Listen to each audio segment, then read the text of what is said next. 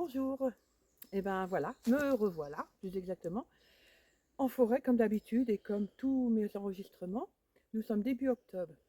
Les oiseaux, les châtaignes, les champignons, le feu de cheminée, génial. Aujourd'hui, je tenais à vous parler du harcèlement au travail entre collègues. Le harcèlement peut être parfois assez subtil. Alors, je ne vais pas prendre du temps dessus. Il y a un exemple que je vais vous donner qui me plaît assez. C'est une situation que nous avons tous vécue ou nous vivrons tous un jour. Voilà. Donc je vous mets dans l'exemple. Imaginez-vous, vous êtes en train de travailler. Voilà. Et un ou une collègue vient sur vous et vous dit, je vais vous donner un exemple, sais-tu où tu as posé, où tu as mis la clé de 10. Bon, je prends l'exemple d'un mécanicien parce qu'autour de moi j'ai un mécanicien, j'ai un exemple.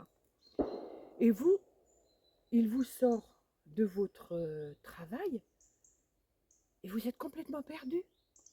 Vous savez très bien, on entend les chasseurs, vous savez très bien où vous avez mis la clé. Vous savez, mais il faut un certain temps au cerveau pour décrocher.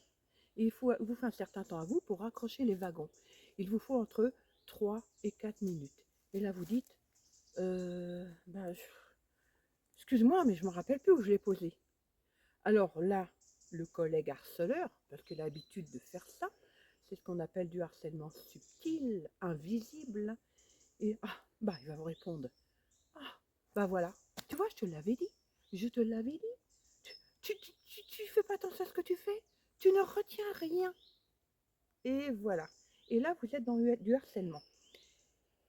Et une fois parti, votre collègue, vous vous dites, ah mais que je suis bête, mais pourquoi je lui ai répondu ça alors que je sais très bien où j'ai posé la clé de 10. Je le sais. Mais là, c'est foutu. C'est foutu. Le harcèlement est fait. Et que vous le vouliez ou non, c'est du harcèlement. Parce que cette personne, ce collègue, reviendra régulièrement, à peu près tous les 3 à 4 jours, vous faire ce genre de réflexion. Vous coincer, vous mettre dans le piège.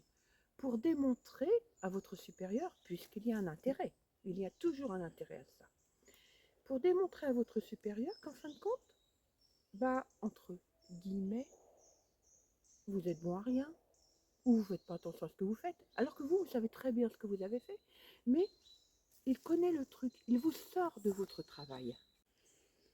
Donc, nous reprenons, il y a toujours intérêt à cela, un intérêt, pardon. Il y a un poste à pourvoir, il y a un CDI à pourvoir, il peut y avoir une titularisation, mais ce genre de réaction qui est fait euh, par la personne qui vous fait du harcèlement, si vous n'aviez pas un intérêt quelconque, quelque part, si quelqu'un ne s'intéresse pas à vous, alors dans le privé, ça peut être les supérieurs, dans le public aussi, hein, voilà. Pourquoi s'acharner sur vous?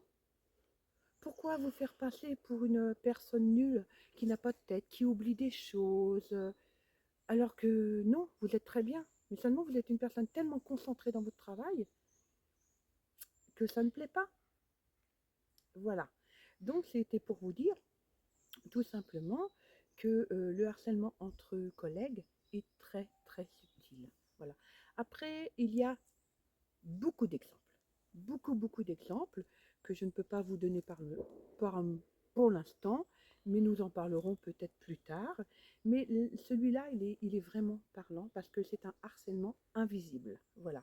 Sinon, vous avez un deuxième exemple, et après nous allons nous quitter puisque nous allons passer à une autre vidéo, une communion avec la terre et la nature. Voilà. Le deuxième exemple, c'est que vous rigolez avec votre ou vos collègues. Voilà. Mais généralement, c'est une personne. Vous rigolez, vous sortez une bêtise, voilà. Et cette collègue, 1 heure ou 2 heures après, c'est très rapide. Elle va aller voir une collègue qui va être réceptive. Et elle va dire, oh, elle m'a dit ci ou elle m'a dit ça. Donc maintenant, je vais vous donner un exemple.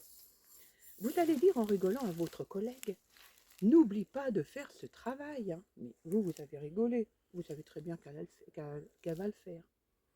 Et 2 heures après, elle va aller voir une collègue qui va être réceptive, voilà, et elle va lui dire, tu sais pas ce qu'elle m'a dit? Elle m'a dit qu'il fallait pas que j'oublie de faire ce travail. Voilà. Donc elle va détourner de façon à vous faire passer pour, ben, je ne sais pas ce qu'elle a en tête à ce moment-là. Mais en tout cas, une chose est sûre, c'est du harcèlement invisible et destructif. Voilà.